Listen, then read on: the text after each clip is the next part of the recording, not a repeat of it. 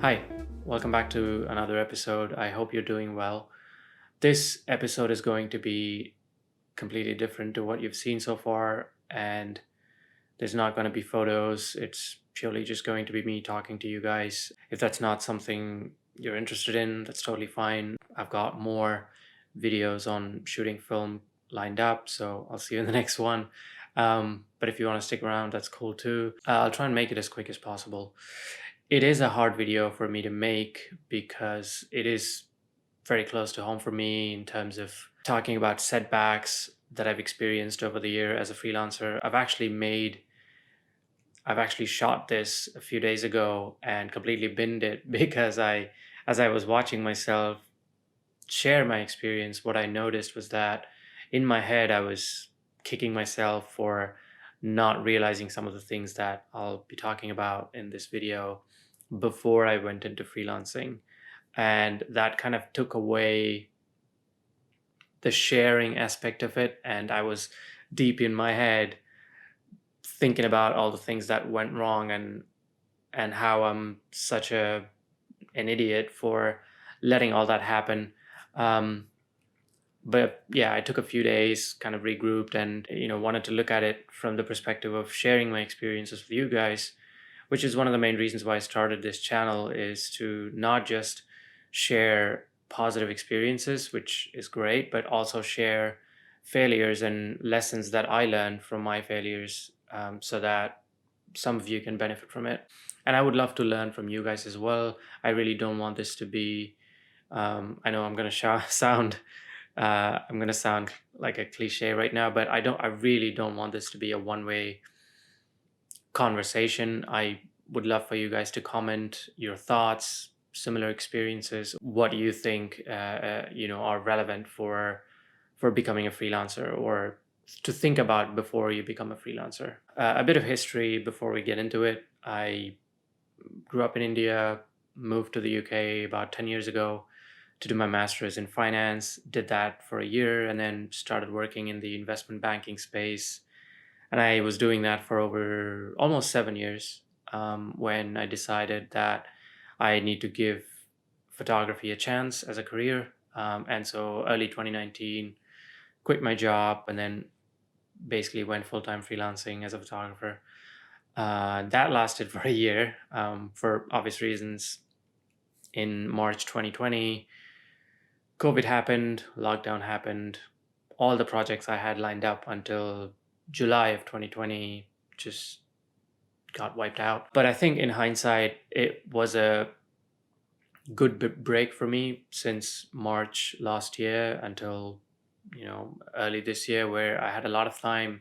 I had a lot of time to think about things that went wrong and things that I could do differently or would do differently if I were to go back to freelancing in the future. And yeah, this video is basically that, me sharing those thoughts. So let's get into it.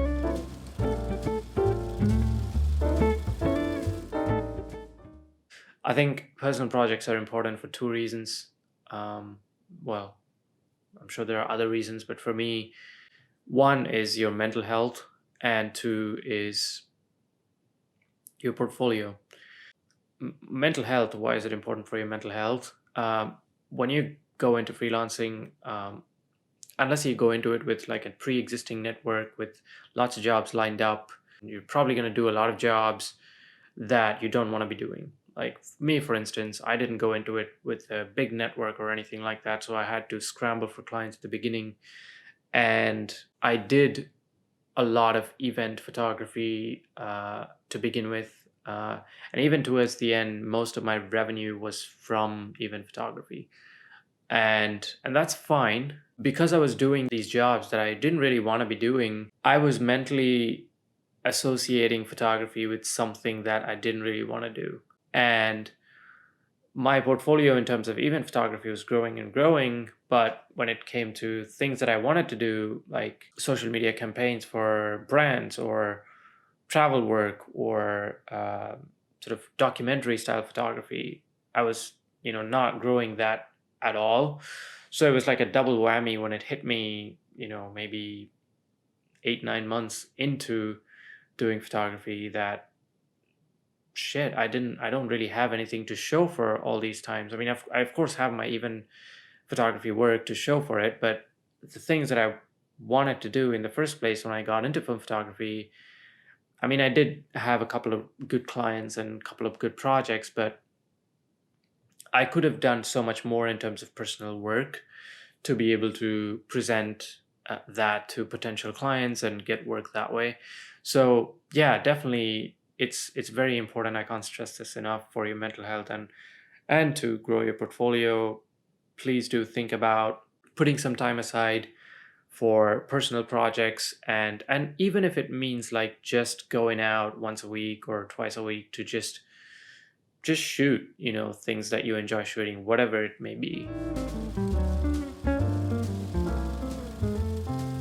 So you're starting freelancing, and obviously as a photographer or a videographer, you enjoy taking photos, taking videos. That's great. Chances are before you went into full-time freelancing, it was a hobby, maybe a little bit more than a hobby, but your primary income was not dependent on this.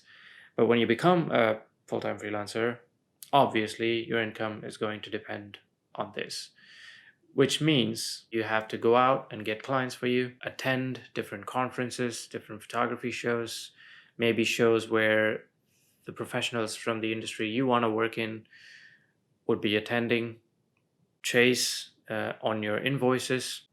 And all of that consumes a lot of time to be doing all of these things and shooting. So until you get to a certain point where you have a set of clients that come to you and trust you to come to you regularly, where you're generating regular income, you're going to spend a lot of time pursuing clients. And also, chances are you will be doing work that you don't want to be doing. Like in my case, I was doing mostly event work.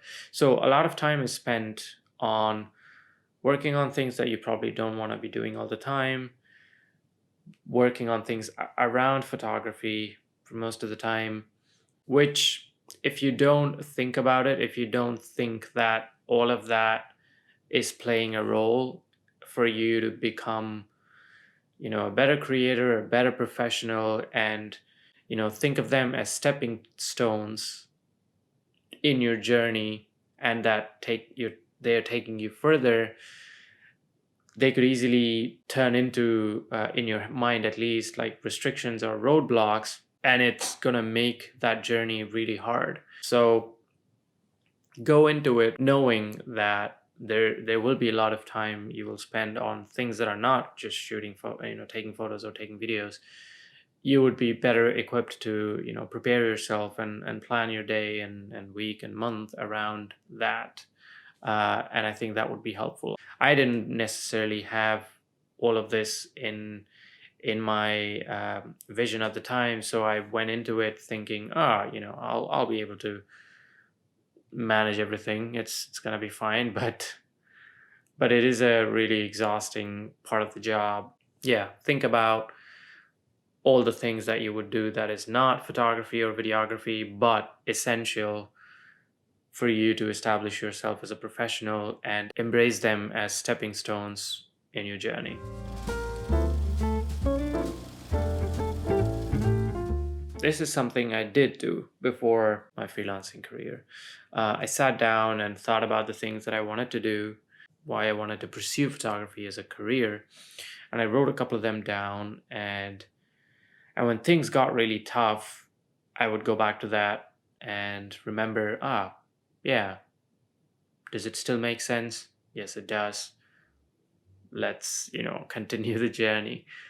These other things of not doing personal projects or not really embracing everything that comes with a freelancing career definitely made it harder for me. But having a reason to look at definitely helped me.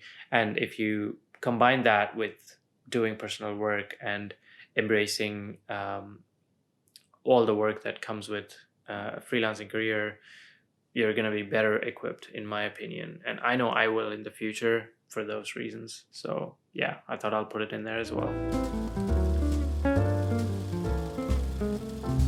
This is, again, another important one. I don't obviously mean physically show up, which you will physically show up.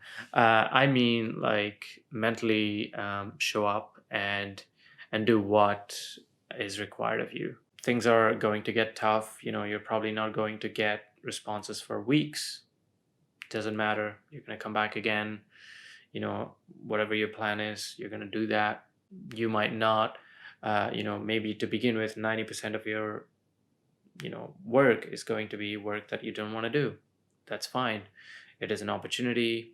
It is providing you money to continue to push forward in your journey towards becoming a professional photographer in the niche that you want to be a professional in. And it's okay to do jobs that you don't want to do, but do them well. You never know who you're going to meet. You never know what that job might lead to. So just because it's something you don't want to do doesn't mean you have to do it badly. So that's what I mean by showing up. And also, like, it is a mindset. It is a mindset to show up to do personal projects when your client work doesn't necessarily fulfill your creative freedom. And I think another thing that is associated with this is that as a creative, we've all heard about the flow, the zone, and state of mind where you're creating as if everything's falling into place, and nothing feels like a struggle. It's all great, and that's awesome. We all have moments where the flow is strong, and we all have moments where it's weak. And as a hobby, it's okay to wait for the flow, but if you're a professional, then I don't think we have the luxury to sit there and wait to be in the zone. Not all the time, at least. So you would have to show up day in, day out, to put in the work, to be able to move forward. Doing things when situations or the environment doesn't necessarily meet your expectations is what I mean by showing up.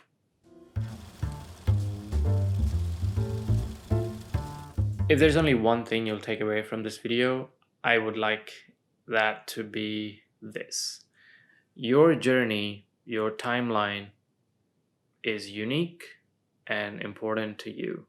And comparing that with the journey of others or the timeline of others is not required at all. It's not part of this journey. It doesn't help you in any way, shape, or form.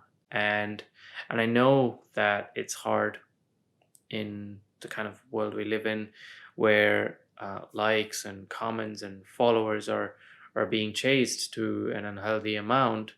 But I see that trend changing. I see people focusing more on relationships, online, offline, and looking at these things as tools and using them to their benefit, and not giving into this unhealthy cycle of, did my post get likes? Did I get more followers?